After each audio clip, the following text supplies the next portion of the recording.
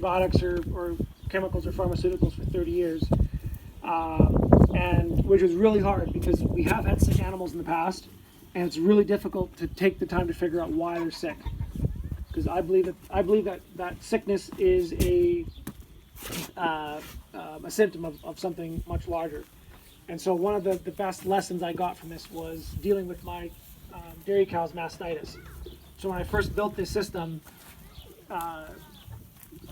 back in 2012, and I got my first dairy cow, she got mastitis every single year for about 5 or 6 years.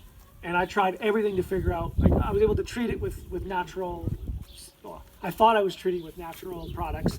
What was really happening is something else I'll explain later. But she basically got mastitis every single year. I thought it was just her because I bought her from an industrial farm. I thought she wasn't healthy. Her daughter, Blossom, which is one of the cows I still have, was born on this farm. And so I thought, well, when give it 2 years, when she comes into milk, she won't get mastitis because she'll have been basically built on this farm. She still got mastitis. That was a hard blow to take. And after getting 2 or 3 other dairy cows in there, they all were getting mastitis. I couldn't figure out why. To treat mastitis without the chemicals is dangerous and very very difficult. I did it for years without using anything, but the last time I just about broke down and gave the injection, what you basically squirt antibiotics into their udder, until I realized that the problem was that their cows were getting mastitis only in that paddock over there. So the one just across the road there.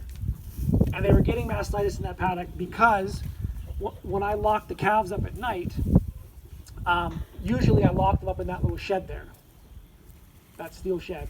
And then the mothers can come back to them and just touch noses with them and go back out. But with that paddock over there, because there's kind of an alleyway through here, or a major roadway, and we still have stuff stored here, but this used to be like our major equipment storage area along that fence line.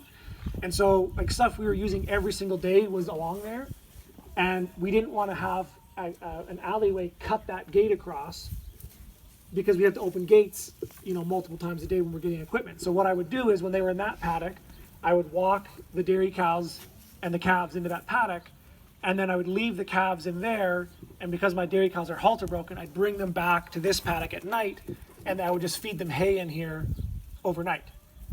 But every other paddock that they're on, because that was on that side of the road, everything else is on this side, the cows were always out at night on grass, and then the calves were locked up, and the cows could come back and touch them.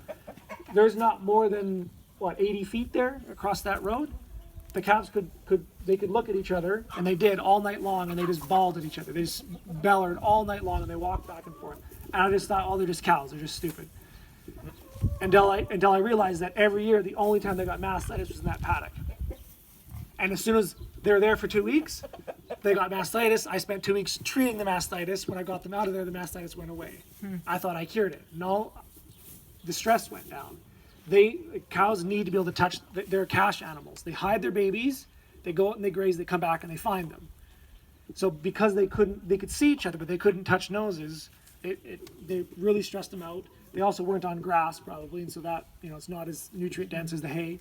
So because of those 2 things, they were getting mastitis every single year. Every cow I had was getting mastitis because I didn't want to open a freaking gate.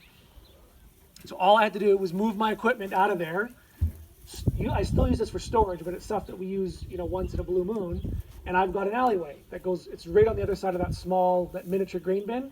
There's an alleyway there, and so they get locked up. I haven't had mastitis in 5 years.